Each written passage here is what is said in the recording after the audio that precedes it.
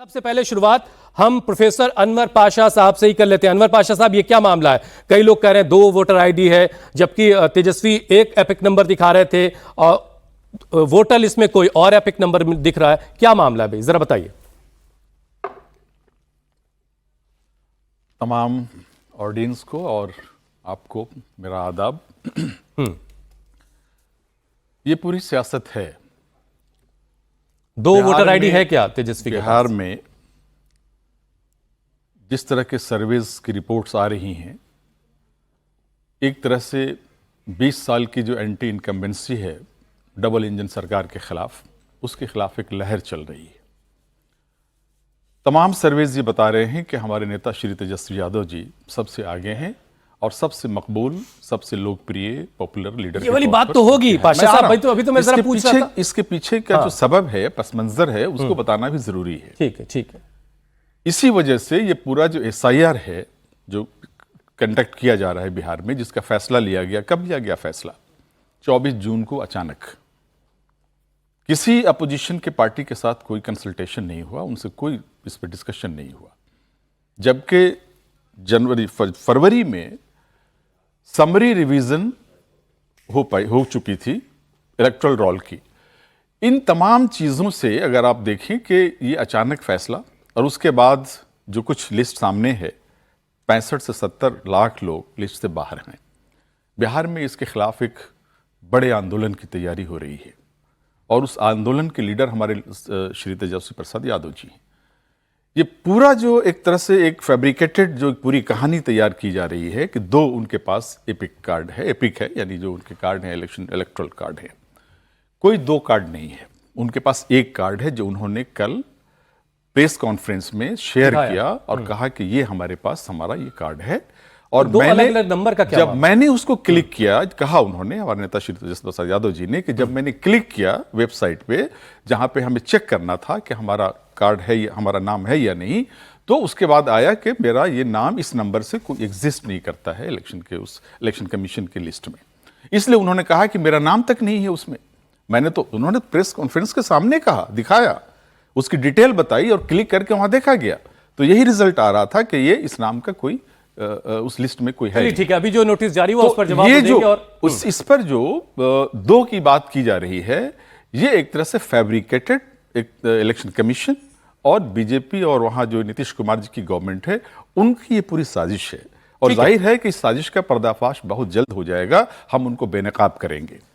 तेजस्वी यादव की एक बाइट है, साउंड बाइट, जरा हम दर्शकों को सुनवाते हैं। वो 27 मार्च 2025 की है, जब वक्फ को लेकर के एक बड़ा आंदोलन चल रहा था और पटना में एक बड़ा AIM जो मुस्लिम पर्सनल लॉ बोर्ड है और जमीयत उलमा हिंद, इनकी तरफ से एक बड़ा प्रोटेस्ट हुआ था। उसमें तेजस्वी यादव पहुंचे थे। उसमें तेजस्वी यादव ने क्या कहा था, जरा उनको सुनिए आप। अगर एक होकर के हम लोग लड़े तो इंशाअल्लाह हम लोगों की जीत तय है और हम लोग संविधान को बचाने का काम करें। किसी भी कीमत पे नागपुरिया कानून को हम लोग लागू नहीं होने देंगे, नहीं होने देंगे। इनके एजेंडे को हम लोग चकनाचूर करेंगे और इस देश के संविधान, लोकतंत्र और भाईचारा को बचाने का काम करेंगे। आज मुसलमान बहाना है, इसके बाद हो सकता है सिख धर्म में चर्चों पर और धर्मों पर प्रहार किया जाएगा। किसको क्या पता ये करेंगे कि नहीं करेंगे। तो एक होकर अगर लड़े तो इंशाल्लाह जीत हमारी होगी। शहजाद, जरा ये समझाइए, क्या इस इंशाल्लाह की वजह से ही अचानक से SIR करवाने का फैसला लिया गया? देखिए, एक एक करके जवाब दूंगा और मुझे उम्मीद है कि जैसे धैर्य से इनको सुना गया, ये भी मेरी बातों को धैर्य से सुनेंगे। दरअसल मामला क्या है, परिवारवाद के 2 नवाब झूठ फैलाए बेहिसाब, क्योंकि चुनाव में हारने वाले हैं। तो एक नवाब बोलते हैं एटम बम फोड़ूंगा, दूसरे बोलते हैं वोटर नाम कहाँ है मेरा, और दोनों मिलजुल कर ECI और SC पर डालते हैं दबाव। मैं आपको बताता हूँ, आपने सीधा सवाल पूछा कि 2 एपिक नंबर के बारे में। ये एपिक फेल हुआ, एपिक झूठ का, क्योंकि जो वो एपिक नंबर इन्होंने दिखाया वो एपिक नंबर एग्जिस्ट नहीं करता, और जो एपिक नंबर पे उनका नाम 416 की श्रेणी पे दर्ज था, वो एपिक नंबर उन्होंने अपने 2020-25 के हलफनामे में खुद दिया है। 228 नंबर वाला एपिक नंबर कार्ड जो है उन्होंने खुद फाइल किया अपने एफिडेविट में। तो वो एपिक नंबर है, पर दूसरे एपिक नंबर के साथ एपिक झूठ बोल रहे थे। अच्छा, संविधान की बात कहां बोल रहे थे पता है? इमारत शरिया के कॉन्फ्रेंस में, जहां पर एजेंडा था कि शरिया लागू किया जाए और वक्फ का ऐसा कानून लागू किया जाए जो जैन, क्रिश्चियन और बाकी समाज के पास नहीं है, पर मैं उसमें नहीं जाना चाहता। आज की SIR की एक्टिविटी में आना चाहता हूं। कुल मिलाकर जो 7.9 करोड़ वोटर्स है, और ये टेक्निकल है तो ध्यान से सुनिए, 7.3 करोड़ वोटर्स ने अपना एन्यूमरेशन फॉर्म वापस इलेक्शन कमीशन को दे दिया। बच गए 60 लाख वोटर, जिनको कहा जा रहा है कि डिलीट किए। उसमें से ब्रेकअप है 20-22 लाख वोटर जो मर गए हैं, 20-25 लाख वोटर जो है वो जो अलग प्रदेश चले गए हैं, और 7 से 10 लाख वोटर जिनके 2 जगह पे वोट है, तो एक ही जगह पे उनका होना चाहिए। अब मैं कह रहा हूं कि मान लीजिए कि 60 लाख वोटर इलेक्शन कमीशन गलत डिलीट कर रहा है, तो आप 60,000 छोड़ दीजिए, 6,000 की लिस्ट सुप्रीम कोर्ट को पेश कर दो ना। जन आंदोलन कर रहे हैं ना आप। दूसरी बात, मैं आपको अभी जो एक डेटा आया, बहुत इंपॉर्टेंट डेटा है, ये पूरी SIR एक्टिविटी होती है, केवल इलेक्शन कमीशन नहीं करता, इसमें पार्टी के नुमाइंदे BLA के रूप में शामिल होते हैं। 1 लाख BLO है और 4 लाख BLA है। BLA मतलब कि बूथ लेवल एक्टिविस्ट, पार्टी के रजिस्टर्ड एक्टिविस्ट, जैसे कि कांग्रेस और RJD के मिलाकर 60,000 एक्टिविस्ट है, जिनको देखना है लिस्ट, और अगर कोई गलती है तो उसका कंप्लेंट फाइल करना है। कुल मिला के इनके BLA है 60,000। Number of complaint received electoral roll के ड्राफ्ट पब्लिश होने के बाद 0,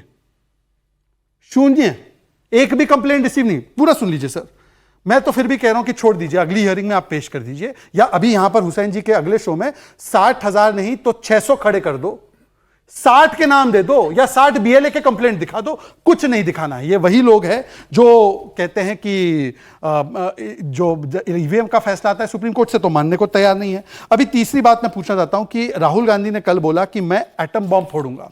राहुल गांधी ने भी बोला था महाराष्ट्र में धांधली हुई है। महाराष्ट्र में धांधली हुई तो एक दिन उन्होंने बोला 1 करोड़ वोटर बढ़े, दूसरे दिन उन्होंने बोला 70 लाख वोटर बढ़े, तीसरे दिन बोला 39 लाख वोटर बढ़े, और महाराष्ट्र में हाईकोर्ट में गए तो हाईकोर्ट ने बोला कि कुछ ऐसी गलती नहीं हुई है। हरियाणा में उनके नेत्री ने बोला कि कुमारी शैलजा ने, कि हम इलेक्शन कमीशन की वजह से, अपनी खामी की वजह से हारे। महाराष्ट्र में उनके नेताओं ने बोला कि हमारी खामी से हारे। कर्नाटका में बोला, और आखिरी लास्ट डेटा मैं आपको देना चाहता हूं, इन्होंने बोला कि हम वोट काट रहे। तो मैंने चेक किया कि भाई वोट कटे कहां से, मैक्सिमम वोट। अभी ये इंडियन एक्सप्रेस में भी छपा है, तो इसमें आप डाउट नहीं कर सकते। सीट जिसमें वोट कटी है, पटना, गोपालगंज में सबसे ज्यादा, समस्तीपुर, मुजफ्फरपुर, वैशाली और सारण, इसमें सबसे ज्यादा वोट कटे हैं।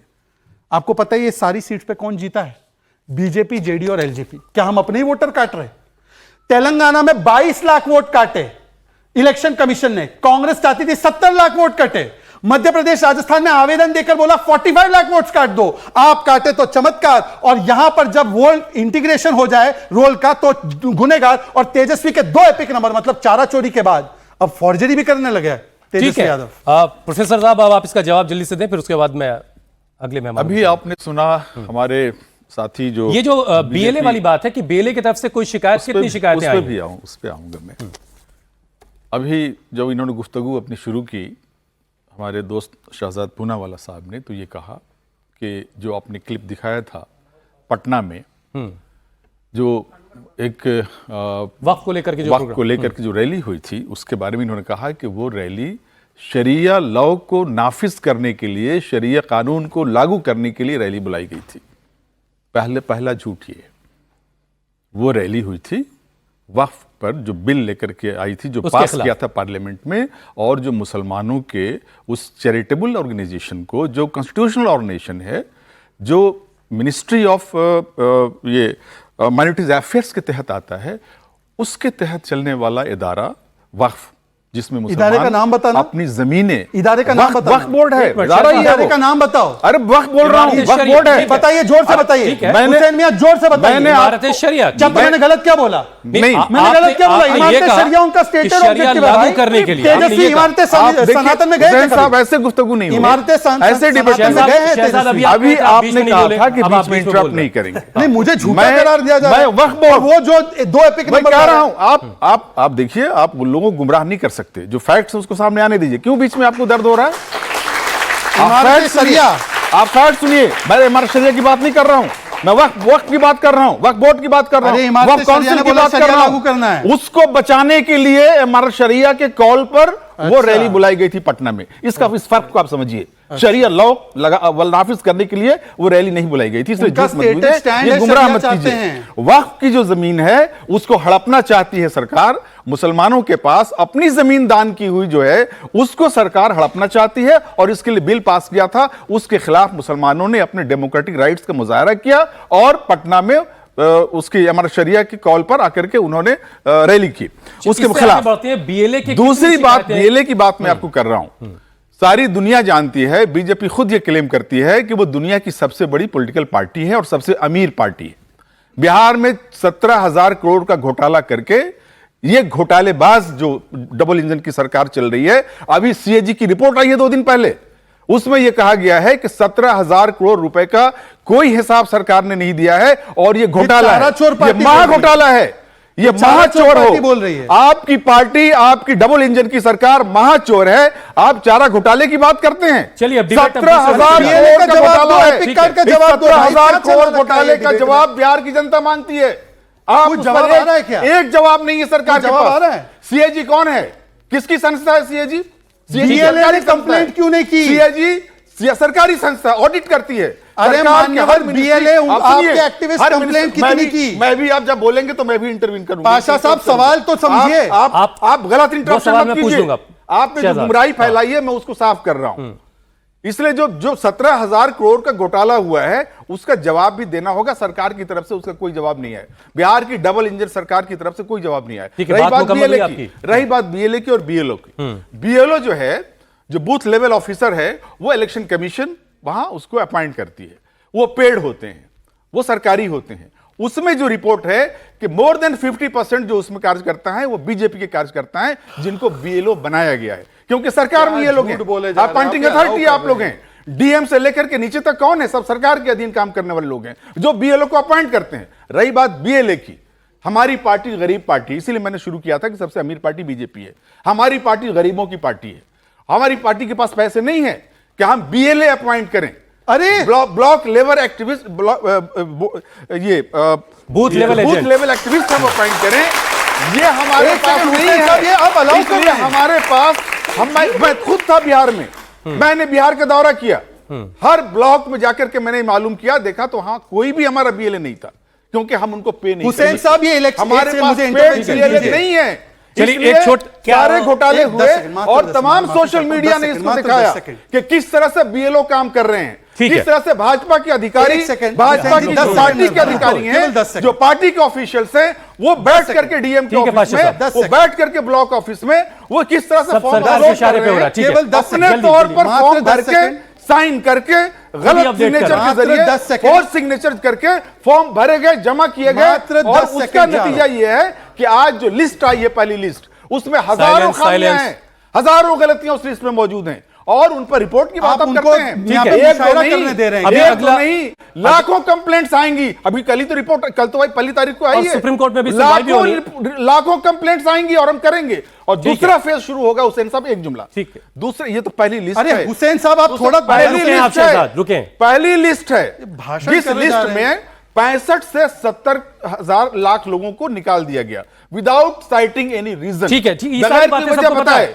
ये सारी बातें पब्लिक डोमेन में है। जो लिस्ट आई है 7 करोड़ 24,000 लोगों, 24 लाख लोगों की, उस लिस्ट में अभी 40% ऐसे लोग हैं, 40% लोग ऐसे हैं जो जिन्होंने अपना डॉक्यूमेंट नहीं दिया है। इलेक्शन कमीशन ने जारी किया है, वो उनके पास नहीं है, वो नहीं दे पाए हैं। और जो सुप्रीम कोर्ट है, उसने भी कहा कि आप इन डॉक्यूमेंट्स को मानिए, आधार कार्ड को नहीं मानते आप। ये क्या लगा रखा है? प्राइम जो आइडेंटिटी का पेपर हो गया, पाशा साहब, हो गया, 5 मिनट बोल गए वो, ये बस करते करते आपके यार। आप इलेक्टोरल वोटर, ऐसे तो काम नहीं होगा, कार्ड को नहीं मानेंगे आप। ठीक है, ये बातें सुप्रीम कोर्ट ने कही है, जवाब नहीं है। ठीक है, सुप्रीम कोर्ट के जज ने यह भी कहा कि इनको मानिए। सुप्रीम कोर्ट के जज ने हुसैन भाई, एक तो हमारे पास, अरे भाई ये क्या लगा रखा है यार? The point must be noted What is going on? 1 versus 3 का पैनल है। जज ये कहता है कि हमारे पास ये पेपर नहीं है। आप अंदाजा लगाइए आम आदमी के पास क्या होगा। हो गया, प्लीज। हाँ।